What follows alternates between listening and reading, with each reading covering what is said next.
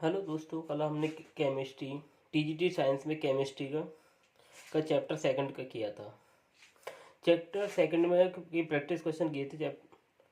उसमें हमने क्वेश्चंस कर 1 से लेकर 7 तक कंप्लीट करा दिए थे। अब इससे आगे यानी 8 से स्टार्ट करेंगे। क्वेश्चन नंबर 8, 9, 10, 11, 12 बाकी आपके पास सारे क्वेश्चन आगे फर्दर कंप्लीट करेंगे। तो देखिए, पहला क्वेश्चन नंबर 8 है आपके पास। रेडियो एक्टिव परिवर्तन नियम का अनुसरण करता है। यानी रेडियो एक्टिव जो डिके होता है वो कौन से नियम को फॉलो करता है। तो पहला नियम इसमें दे रखा है द्रव्यमान संरक्षण का नियम। देखिए, द्रव्यमान संरक्षण तो होता है प्लस वहाँ पर एनर्जी और निकलती है।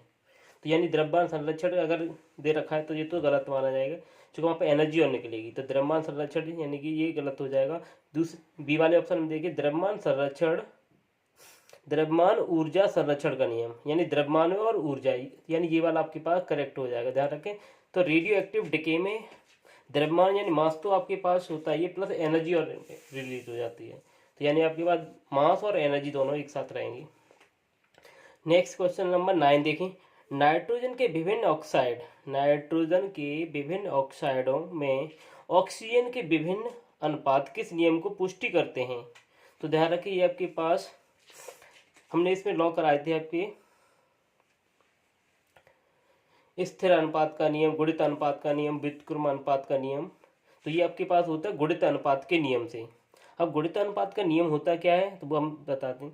यानी इसमें क्या होता है, जब दो तत्व आपस में संयोग करके दो या दो से अधिक कंपाउंड बनाते हैं तो एक तत्व के भिन्न भिन्न द्रव्यमान जो दूसरे तत्व के निश्चित द्रव्यमान से संयोग करके एक सरल अनुपात दें तो उसे हम बोलते हैं गुणित अनुपात का नियम। तो ये गुणित अनुपात का नियम आपके पास कौन कौन से फॉलो करते हैं, जैसे आपके पास एग्जांपल लिख रहा हूँ मैं, H2O और H2O2, यानी ये गुणित अनुपात के नियम को फॉलो कर रहा है। दूसरा अगर हम देखें CuO और इसमें Cu2O, तो ये भी आपके पास गुणित है। तो यहाँ पर एग्जाम्पल क्या हो जाएगा, यानी कि आंसर गुणित अनुपात के नियम को। तो नाइट्रोजन के विभिन्न ऑक्साइड, तो नाइट्रोजन के आपके पास सबसे ज़्यादा यहाँ पर एग्जाम्पल मैंने कराए थे, अगर आपको प्रीवियस लेक्चर में देखें तो इसमें आपके पास NO था, N2O था आपका, NO, N2O और N2O3, N2O4, N2O5, ये सारा आपके पास गुणित अनुपात के नियम तो गुणित अनुपात के नियम के ये एग्जाम्पल थे। तो यहाँ पे यही बोला गया नाइट्रोजन के विभिन्न ऑक्साइड में ऑक्सीजन के विभिन्न अनुपात किस नियम की पुष्टि करते हैं, तो ये गुणित अनुपात के नियम की पुष्टि करेंगे। नेक्स्ट क्वेश्चन नंबर 10 देखें। किसी धातु के दो भिन्न ऑक्साइडों में ऑक्सीजन की प्रतिशत मात्रा 20 तथा 27% है, यह किस नियम के अनुसार होगी। तो ये किस नियम के अनुसार रहेगी आपके पास, ये भी गुणित अनुपात की, यानी ऑक्सीजन का क्या रेशियो तो चेंज हो रहा है। जैसे यहाँ पर हमने ऑक्सीजन यहाँ पर आप सिंगल है, यहाँ पर डबल हो गया है, ऐसे इसमें आपके ऑक्सीजन सिंगल है डबल, यानी कि ऑक्सीजन का ही रेशियो तो बढ़ रहा है। तो ये भी किसका होगा, गुणित अनुपात के नियम को ही फॉलो कर रहा होगा। नेक्स्ट देखिए क्वेश्चन नंबर 11। दो तत्व ए व बी संयोग करके दो यौगिक यानी कंपाउंड बनाते हैं जिनमें ए के अल्फा ग्राम, बी के यानी ए ग्राम और बी के B1 और B2 ग्राम से संयोग करके गुणित अनुपात के नियम के अनुसार, यानी ए और बी आपके पास बराबर है पहले ऑप्शन के अकॉर्डिंग, दूसरे ऑप्शन में ए और बी एक साधारण सरल अनुपात में होंगे, यानी ये सही हो सकता है। A1 और B1 एक साधारण सरल अनुपात में हो सकते हैं, B1 B2 में कोई संबंध नहीं हो सकता, यानी आपके पास देखो ये गलत हो जाएगा, यानी इनमें संबंध होता है तो यानी ये तो गलत ही है। दूसरा A1 और A2 एक साधारण, यानी कि ये सेम वाले के साथ हमेशा अनुपात सेम देते हैं, तो यानी आपके पास ये बराबर नहीं होते, यानी कि इनकी रेशियो अलग अलग हो सकते हैं, यानी बी वाला ऑप्शन इसका सही हो जाएगा। यानी B1 और B2 एक साधारण सरल अनुपात में होते हैं, साधारण सरल अनुपात में होते हैं। नेक्स्ट देखेंगे, रासायनिक समीकरण किस नियम के अनुसार संतुलित होते हैं, ध्यान रखें। तो ये केमिकल ये इक्वेशंस होती हैं वो मास कंजर्वेशन लॉ को फॉलो करती हैं, यानी द्रव्यमान संरक्षण के अनुसार। तो द्रव्यमान संरक्षण का हमारे पास नियम एक ही है, यहाँ पर सी दिखाई दे रहा है। तो इसके लिए क्वेश्चन नंबर 12 का क्या हो जाएगा आपके पास, सी ऑप्शन सही हो जाएगा। नेक्स्ट देखिए क्वेश्चन नंबर 13। तो 13 में बोला तत्व ए का एक भाग तत्व बी के 2 भाग से संयोग करता है, तत्व सी के 6 भाग तत्व बी के 4 भाग से संयोग करते हैं।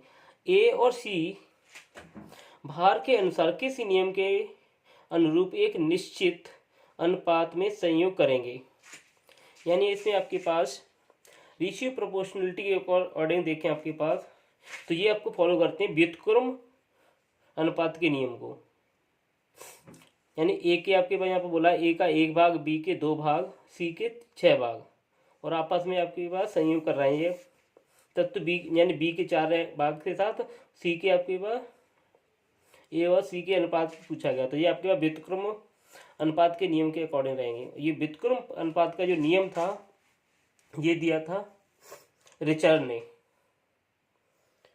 दिया था 1792 में। इसके बाद नेक्स्ट है हमारे पास क्वेश्चन नंबर 14। लेड ऑक्साइड के 2 नमूनों को हाइड्रोजन की धारा में गर्म करके अपचेत किया जाता है। पहले ऑक्साइड में लेड का भार दूसरे ऑक्साइड में लेड के भार से आधा होता है।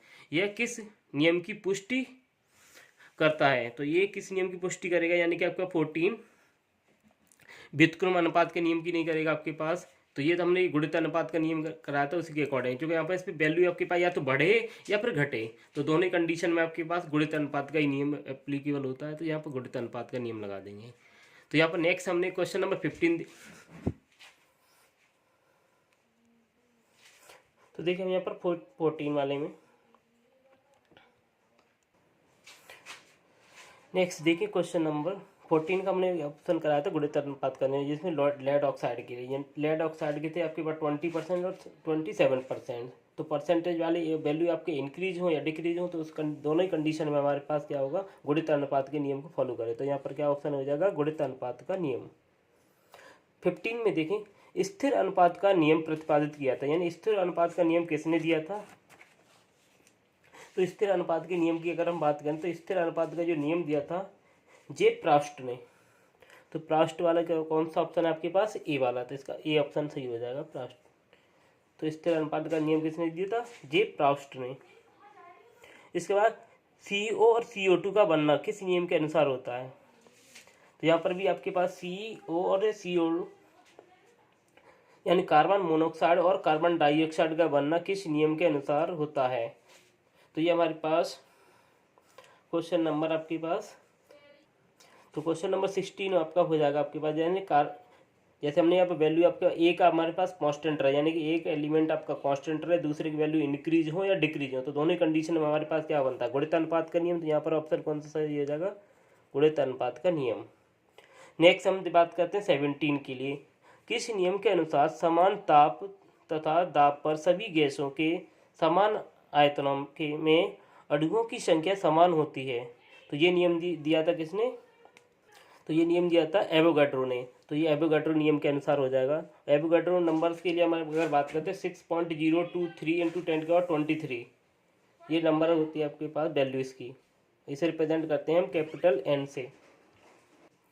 नेक्स्ट देखिए क्वेश्चन नंबर 18। इसमें आपके पास ऑक्सीजन, हाइड्रोजन तथा मीथेन के समान द्रव्यमान समान परिस्थितियों में रखे गए हैं।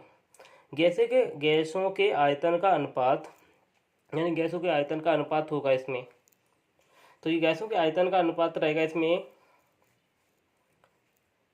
देखिए पहले यानी 1:1 दे रखा है, यानी ये नहीं होगा पर जो कि ऑक्सीजन है, हाइड्रोजन और मीथेन, चूँकि रेशियो इन्वर्सली रेशियो के अकॉर्डिंग आपके पास हो जाएगा।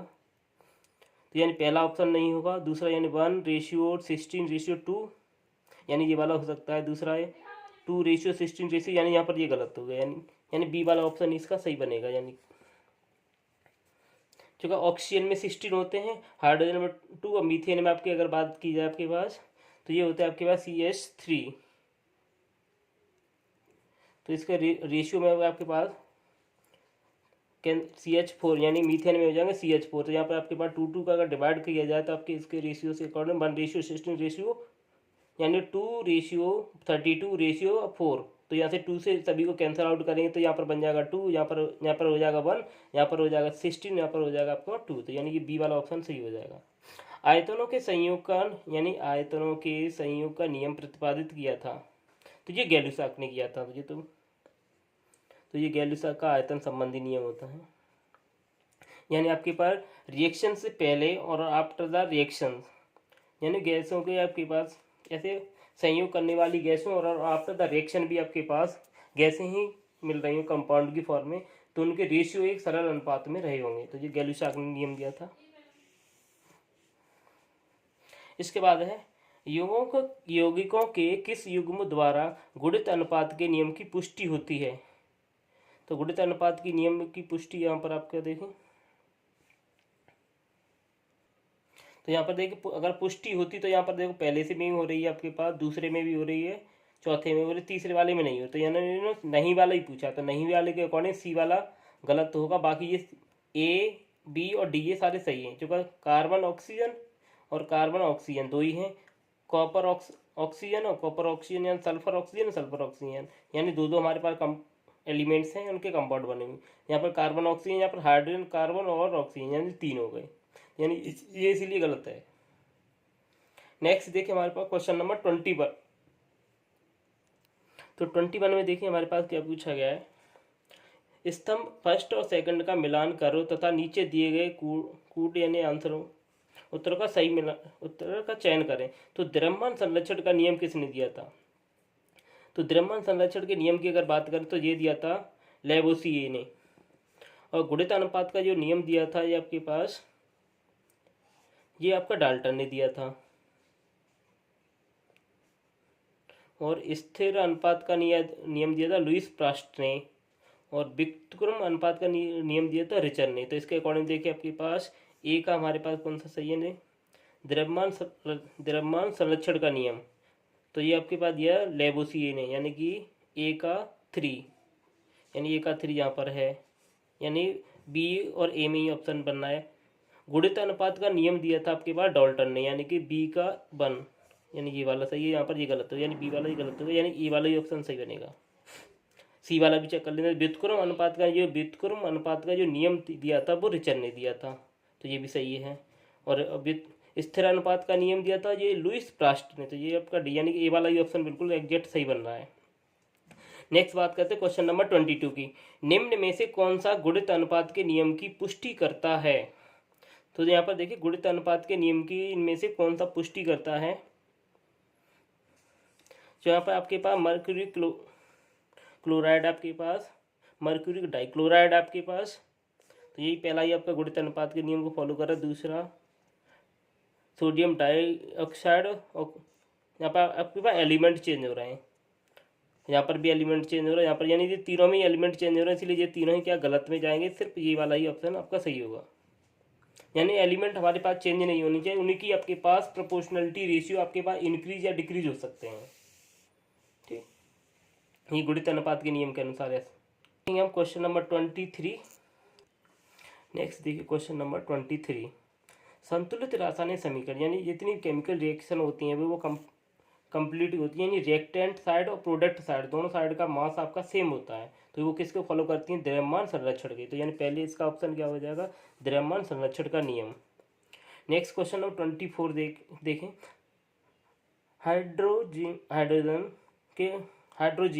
के अंदर नाइट्रोजन का द्रव्यमान प्रति ग्राम हाइड्रोजन 1 है, जबकि अमोनिया में यह नाइट्रोजन के द्रव्यमान का आधा। यह तथ्य व्यक्त करता है भार की अनिश्चितता के नियम को, नाइट्रोजन की बहुसंयोजकता को, गुणित अनुपात के नियम को और स्थिर अनुपात के नियम को। यानी 4 ऑप्शन आपको दे रखे हैं, चारों ऑप्शन में देखें सब एक एक करके। देखिए हाइड्रोजन के अंदर नाइट्रोजन का द्रव्यमान प्रति ग्राम हाइड्रोजन 1 है, जबकि अमोनिया में यह नाइट्रोजन का द्रव्यमान कैसा है, आधा। तो ये आपके पास फॉलो करता है, यानी कि मल्टीप्लिसिटी इंक्रीज हो या डिक्रीज हो। तो हमने इसमें क्या बताया था आपके पास, गुणितानुपात का नियम। तो ये आपके पास किसके बन जाएगा, गुणितानुपात के नियम को ही फॉलो करेंगे। क्वेश्चन नंबर 25 में देखें, 8 ग्राम ऑक्सीजन, 1 ग्राम हाइड्रोजन तथा 20 ग्राम कैल्शियम के साथ संयोग करती है, जबकि कैल्शियम हाइड्रोजन से संयोग करती है, इसे 20:1 के अनुपात में संयोग करना चाहिए।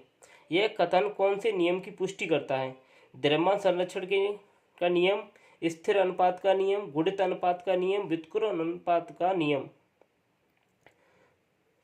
तो यहाँ पे हमने इस पर लॉ दिए हुए हैं, आपके पास कौन से नियम को फॉलो करेगा ये। तो ये हमारे पास देखें 8 ग्राम ऑक्सीजन, देखिए 8 ग्राम ऑक्सीजन, 1 ग्राम हाइड्रोजन, 20 ग्राम कैल्शियम के साथ संयोग करते हैं, जबकि इसलिए कैल्शियम हाइड्रोजन के साथ संयोग करती है, इसे 20:1 के अनुपात में संयोग करना चाहिए। यह कथन किस नियम की पुष्टि क्यों करता है आपके पास, यानी अब जो भी रिएक्शन आपके पास कंप्लीट होगी वो किसके अकॉर्डिंग होगी, द्रव्यमान संरक्षण के अनुसार। तो यहाँ पर कौन सा लॉ फॉलो हो जाएगा, द्रव्यमान संरक्षण का, यानी जो भी रिएक्शन आपकी कंप्लीट हो रही है, रिएक्टेंट साइड हो चाहे प्रोडक्ट साइड हो, दोनों कंडीशन में कौन सा नियम फॉलो होगा, मास कंजर्वेशन। इसके बाद क्वेश्चन नंबर 16 देखेंगे। तो क्वेश्चन नंबर 16 देखें, यदि 2 ग्राम हाइड्रोजन 16 ग्राम ऑक्सीजन के जलाने पर 16 ग्राम जल बनता है, तब निम्न में से कौन सा नियम लागू होगा। यहाँ पर आपको बोला गया 2 ग्राम हाइड्रोजन 16 ग्राम ऑक्सीजन में जलाने पर 16 ग्राम क्या मिल रहा है, हमें जल मिल रहा है, तब निम्न में से कौन सा नियम लागू होगा। तो यहाँ पर इन्होंने ये गलत लिखा हुआ है, यानी 2 ग्राम हाइड्रोजन और 16 ग्राम ऑक्सीजन, यहाँ में 18 ग्राम होना चाहिए, गलत यहाँ पर लिखा हुआ है 18 है ये। तो यानी रिएक्टेंट साइड और प्रोडक्ट साइड दोनों कंडीशन में आपके पास वैल्यू क्या सेम रही हो, तो ये मास कंजर्वेशन के अकॉर्डिंग आंसर हो जाएगा। इसके बाद नेक्स्ट हम देखते हैं, भार में वह अनुपात जिसके द्वारा कार्बन तथा ऑक्सीजन संयोग करके कार्बन मोनोऑक्साइड का एक अणु बनाते हैं। भार में वह अनुपात जिसमें कार्बन तथा ऑक्सीजन संयोग करके कार्बन मोनोऑक्साइड का एक अणु बनाते हैं, तो वो आपका रेशियो क्या रहा होगा।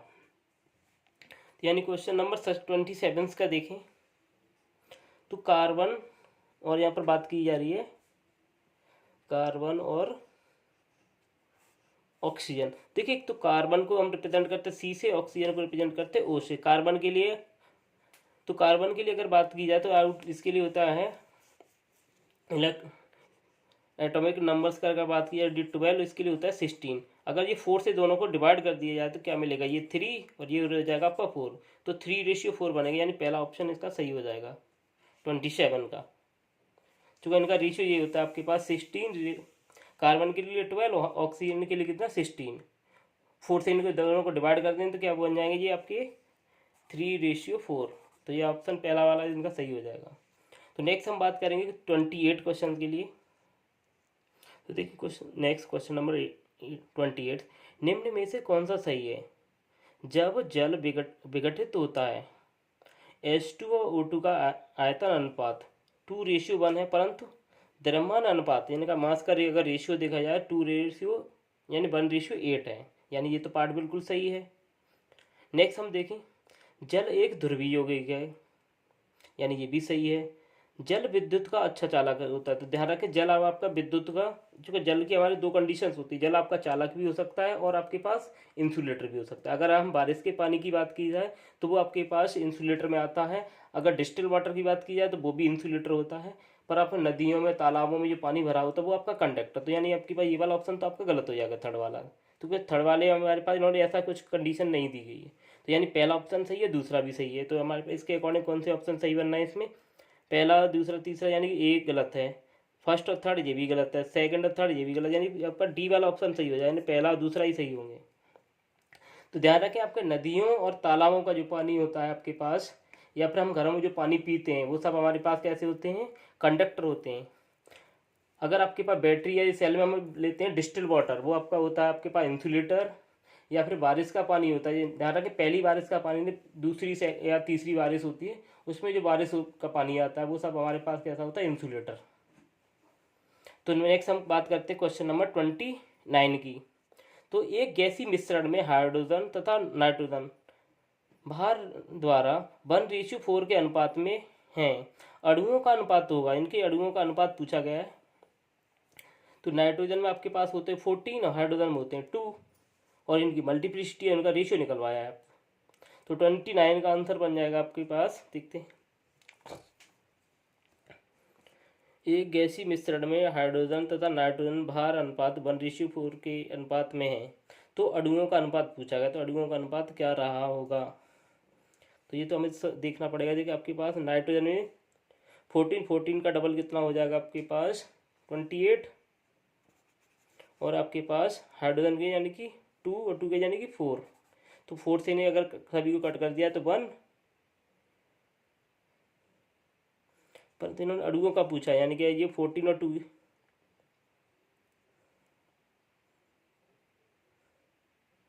1:4 यानी कि 1:4 यानी 14, नाइट्रोजन यानी 7,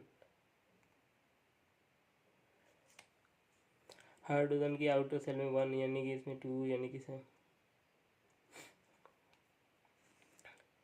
तो इसका ऑप्शन, ये व्युत्क्रम अनुपात के नियम को फॉलो कर रहे हैं। वो व्युत्क्रम अनुपात के नियम के अकॉर्डिंग आपके पास 2:7 यानी वैल्यू पलट जाएंगी, यानी कि 7:2 बन जाएगा। क्योंकि देखिए हाइड्रोजन के लिए आपके पास होते हैं 2, यानी आपके पास हाइड्रोजन आपके पास H2 लिखते हैं। एक हाइड्रोजन के लिए आपके पास वैल्यू रहेगी आपके पास 1, 2 के लिए हो जाएगी आपका 2, और नाइट्रोजन में होते हैं आपके पास 7। तो ये हो जाएगा 2:7, और ये व्युत्क्रम अनुपात के नियम के अकॉर्डिंग वैल्यू पलटेंगी तो क्या बन जाएगा आपका 7:2। हैलोजन जो ऊर्ध्वपातन प्रदर्शित करती है, यानी हैलोजन में आपके पास क्लोरीन, फ्लोरीन, ब्रोमीन, आयोडीन, ये सारी आपके पास हैलोजन गैस में आती हैं। तो इनमें आपके पास पूछा गया हैलोजन जो ऊर्ध्वपातन प्रदर्शित करती है, यानी गर्म करने पर मतलब गर्म करने के बाद ये वहाँ से इसमें अलग की जा सके, तो उसमें आपके पास आती है क्लोरीन। तो क्लोरीन आपके पास इसमें ऊर्ध्वपातित की जा सकती है। तो 30 का ऑप्शन हो जाएगा, सॉरी इसका हैलोजन जो ऊर्ध्वपातन प्रदर्शित करती है वो आयोडीन होती है। आयोडीन गर्म करके अलग निकाली जाती है, तो गलत है। और क्लोरीन नहीं, चूँकि गैस बन के तोड़ जाता है, तो क्लोरीन आयोडीन निकाला जा सकता है। चूँकि आयोडीन आपके पास समुद्र वगैरह के जो पानी से हम बार बार गर्म करके से मतलब निश्चालित करते हैं, यानी ऊर्ध्वपातित। नेक्स्ट हमारे पास 31 क्वेश्चन में बोला गया वास्तविक गैस किस स्थिति पर आदर्श गैस का व्यवहार प्रदर्शित करती हैं। तो ध्यान रखें, आपके वास्तविक जो गैसें होती हैं वो आदर्श व्यवहार जब प्रदर्शित करती हैं स्थिर ताप और स्थिर दाब वाली कंडीशन में। तो स्थिर दाब यहाँ पर बोला गया आपके पास उच्च ताप और निम्न दाब पर। ध्यान रखें, निम्न ताप पर कभी कोई गैसें आपके पास स्थिर आदर्श गैस का व्यवहार प्रदर्शित नहीं कर सकती। तो ये सब इस कंडीशन क्या रहेगी, उच्च ताप हो और दाब कैसा हो आपके पास कम हो, यानी निम्न ताप पर, यानी बी वाला ऑप्शन इसका सही हो जाएगा। यानी चार्ल्स लॉ और ये बॉयल्स के लॉ को फॉलो करेंगे। नेक्स्ट देखिए, लास्ट क्वेश्चन है इसका 32। नाइट्रोजन का संयोग ऑक्सीजन के साथ होने पर 5 गैसीय oxide N2O, N2O, N2O3, NO2, N2O5 बनाते हैं या पुष्टि करते हैं गुणित अनुपात के नियम को। यानी ये गुणित अनुपात के नियम के अकॉर्डिंग, यानी दो आपके पास अलग अलग एलिमेंट तत्व हैं, और तत्व आपके पास नए नए फॉर्म में आपके पास कंपाउंड बना रहे हैं, उनकी मल्टीप्लिसिटी क्या है, इंक्रीज हो रही है। तो ये गुणित अनुपात के नियम को फॉलो करेंगे। तो ये ऑप्शन इसका हो जाएगा सी। तो इस तरीके से हमने रासायन संयोग के नियम यानी केमिस्ट्री का चैप्टर 2 कंप्लीट किया। इसके प्रैक्टिस क्वेश्चंस, अगर आपको प्रैक्टिस क्वेश्चंस करना, ये वीडियो अगर अच्छा लगा हो तो चैनल को लाइक करें, सब्सक्राइब करें एंड शेयर करें। Thank you watching the videos.